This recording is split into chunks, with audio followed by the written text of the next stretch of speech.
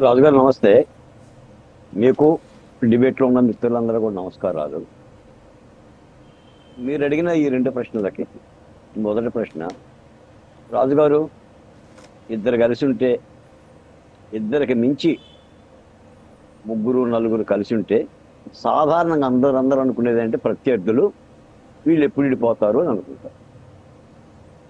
ఒక పచ్చని కాపురం ఉంటే కాపురం చేయలేని అమ్మాయి అనుకుంటుందంటే వీళ్ళ కాపురంలో ఎప్పుడు నిప్పులు పడతాయి అని అనుకుంటారు. ఆంధ్రప్రదేశ్లో రాజకీయాలు కూడా అంతే. తప్పనిసరి ఒక కాలకేయుల పార్టీని ఓడించడానికి మూడు పార్టీలు కలిసిన చారిత్రక సందర్భం. అది ప్రజల కోరిక మేరకు తెలుగుదేశం, జనసేన, బీజేపీ. ఈ మైత్రి బంధం 6 నెలలకే విడిపోతుందని కళ్ళగన్నారు చాలా రాజకీయ పార్టీలు, ముఖ్యంగా జగన్మోహన్ రెడ్డి గారు. దీన్ని హనీమూన్ పర్యటన కూడా చెప్పారు ఆయన మొదట్లో. కానీ ఇది ఫెవికాల్ బంధం అయ్యింది. మళ్ళీ చెప్తున్నా మీ ద్వారా, త్రేతాయుగంలో రామలక్ష్మణులు ఎలాగో ఆధునిక యుగంలో చంద్రబాబు నాయుడు గారు, పవన్ కళ్యాణ్ గారు అలాగా, ద్వాపర యుగంలో ధర్మరాజు అర్జునుడు ఎలాగో ఆధునిక యుగంలో పవన్ కళ్యాణ్ గారు, చంద్రబాబు నాయుడు గారు అలాగా. చంద్రబాబు నాయుడు గారికి మైత్రి బంధాన్ని కాపాడుకోవటం తెలుసు. తనతో స్నేహం చేసే వాళ్ళని, కలిసి వచ్చే శక్తులని తనకంటూ విడదీసుకునే స్వభావం చంద్రబాబు నాయుడు గారికి లేదు. నాడు 175 సీట్లలో కూడా అప్పుడే అనుకున్నారు ఎట్టి పరిస్థితులు ఈ పొత్తు కుదరదు అని. ఒక పొత్తు మనం పెట్టుకుంటున్నప్పుడు పొత్తుకు వచ్చే వాళ్ళు ఒదిగి ఉండాలి, కరచాలనం చేసుకోగలగాలి. అది ఒక ప్రధానమైన సూత్రం. రేపు స్థానిక ఎన్నికలు కూడా అలాగనే జరుగుతుంది.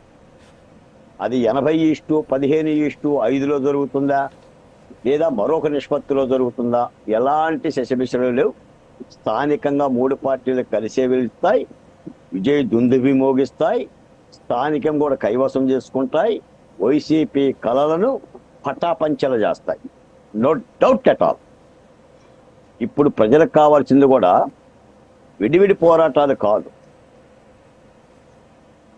ప్రభుత్వం ఏదైతే అసెంబ్లీ ఎన్నికల్లో మాట ఇచ్చిందో ముగ్గురు కలిసికట్టుగా రావటాన్ని చూస్తారు ప్రజలు.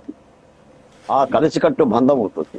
సాధారణంగా రాజకీయాల్లో అంటే ఇప్పుడు ఒక పార్టీ బాలకోట గారు, ఇప్పుడు ఫెవికాల్ బంధం పవన్ కళ్యాణ్ గారికి, చంద్రబాబు నాయుడు గారికి మధ్య ఉంది. మీరు చెప్పినట్టు వాళ్ళిద్దరూ, మీరు చెప్పినట్టు రాముడు లక్ష్మణులు ఈరోజు ఆధునిక యుగంలో అని చెప్పేసి మీరు చెప్పారు. ఓకే, అదంతా ఓకే. కింది స్థాయిలో పరిస్థితి ఏంటి? క్షేత్రస్థాయిలో అలాంటి సిచ్యువేషన్ ఉందా?